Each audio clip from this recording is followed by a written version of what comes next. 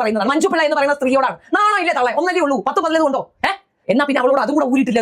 എവിടെ കാണാൻ നിൽക്കാൻ പറ. കാണട്ടെ ആണുങ്ങൾ, പിടിക്കട്ടെ. അവർക്ക് ഞെക്കണമായിരിക്കും ആണുങ്ങൾ. കണ്ടവന്മാർ കണ്ട് ഒലിപ്പിക്കണമായിരിക്കും. നിനക്ക് ഭയങ്കര ചമ്പവമായ ഒരു ബോഡി സ്ട്രക്ചർ ഉണ്ട്, അതിനിങ്ങനെ ഞാൻ വിടണമായിരിക്കും. താല്പര്യമാണോടി? പോയി ഏതെങ്കിലും ബസ്സിൽ കയറിയില്ലടി. എന്നിട്ട് പോകുന്ന വരുന്ന എല്ലാവരോടും പറ, എന്നെ ഒന്ന് തടവി വിടാൻ. ഇത്ര കാമപ്രാന്താണോ? ഇതൊക്കെ കണ്ട് മിണ്ടാതിരിക്കുന്നതുകൊണ്ടാണ്. ഇപ്പം മലക്കി വെക്കണം, ബുക്കുകൾ അടുക്കി വെക്കണം, വീട് തൂക്കണം, അമ്മാവനോ അമ്മായിയോ ഉണ്ടെങ്കിൽ അവർക്ക് മരുന്നെടുത്ത് കൊടുക്കണം. ഒരു കാര്യം ചെയ്യണം, എനിക്ക് കുളിക്കണം, ചൂടുള്ള എടുത്ത് കുളിച്ചാൽ കുറച്ച് കംഫർട്ട് കിട്ടും. പക്ഷേ അതിനുള്ള സമയമില്ല.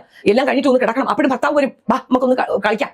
ഇതിലൊക്കെ വലിയ ഇത്രയും വൃത്തികെട്ട രീതിയിൽ ഒരു കോണ്ടന്റ് ചെയ്യുന്ന വ്യക്തിനെ ഞാൻ എന്റെ ജീവിതത്തിൽ ഇതുവരെയും കണ്ടിട്ടില്ല. ഇത്രയും വൃത്തികെട്ട രീതിയിൽ സ്ത്രീകളെ പോർട്രേ ചെയ്ത് സംസാരിക്കുന്ന വ്യക്തി ഷഫീന ബീവി. കഴിഞ്ഞ ദിവസം മഞ്ജുപിള്ളയുടെ മോൾ ദയനെ കുറിച്ച് ഒരു വീഡിയോ ഇട്ടു. ഞാൻ ആദ്യം ഷോർട്ട് ക്ലിപ്സ് ആണ് കണ്ടത്. ആൻഡ് ഇന്നാണ് എനിക്ക് ആ വീഡിയോ ഫുൾ ആയിട്ട് കാണാനുള്ള ഒരു ടൈം കിട്ടിയത്. ആ വീഡിയോ കണ്ടപ്പോൾ എനിക്ക് തോന്നി എന്താ പറയുക, ഈ തള്ളേനെ എന്റെ കൺമുമ്പിൽ കിട്ടിയിരുന്നെങ്കിൽ ഞാൻ വലിച്ചു കീറിയത്. അത്രയും മോശമായിട്ടുള്ള രീതിയിലാണ് ഇവര് ആ വ്യക്തിനെ പോർട്രേ ചെയ്തേക്കുന്നത്. അതിന്റെ ആവശ്യം എന്താണ്? ഇവർ അതിനകത്ത് പറയുന്ന കുറച്ച് കോണ്ടന്റുകളുണ്ട്. ഫെമിനിസം, പണ്ട് നടന്ന മാറുമറയ്ക്കൽ സമരം, സെക്ഷൽ ലൈഫ്, ഇതിനെപ്പറ്റി ഒന്നും വിവരം, ഇത് കുറച്ച് പണ്ടെങ്ങോ ബുക്കി പഠിച്ച കുറെ സമരങ്ങൾ മാത്രം വെച്ചല്ല ഒരു കോണ്ടന്റിനെ പറ്റി സംസാരിക്കാനുള്ളത്.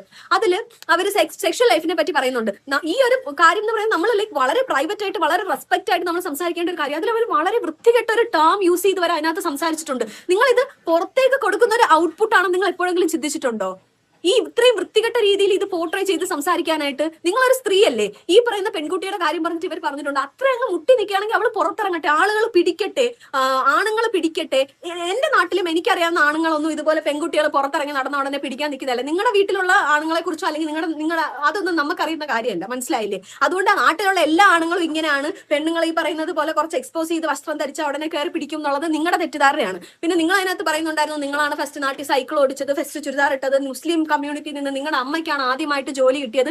എന്ത് പറഞ്ഞിട്ട് കാര്യമില്ല. നിങ്ങൾക്ക് വിവരമില്ല. എന്താണെന്നറിയോ? നിങ്ങൾക്ക് വിവരം ഉണ്ടായിരുന്നുണ്ടെങ്കിൽ ഫാഷൻ ഇൻഡസ്ട്രിയും മോഡലിങ്ങിനെ പറ്റിയും വ്യക്തമായി ധാരണ ഉണ്ടായിരുന്നെങ്കിൽ നിങ്ങൾ ഇന്ന് ഈ ഫോട്ടോ റിയാക്ട് ചെയ്യത്തില്ലായിരുന്നു.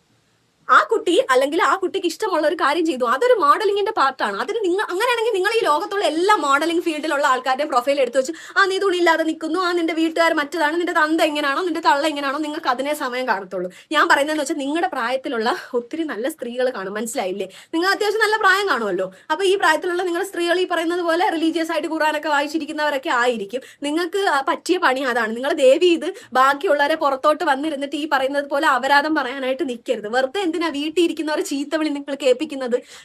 വളരെ മോശമായിട്ടുള്ള രീതിയിലുള്ള സംസാരിച്ചിരിക്കുന്ന സ്ത്രീ എന്ന് വെച്ച് കഴിഞ്ഞാൽ നിങ്ങൾക്ക് പ്രാന്താണോ? നിങ്ങൾക്ക് വിവരമില്ലായ്മയാണോ? ദയവ് ചെയ്ത് നിങ്ങളിത് നിർത്തിപ്പോണം, അല്ലെങ്കിൽ നിങ്ങളെ നാട്ടുകാരെല്ലാവരും കൂടെ അടിച്ചു കൊല്ലും എന്നാ തോന്നുന്നത്.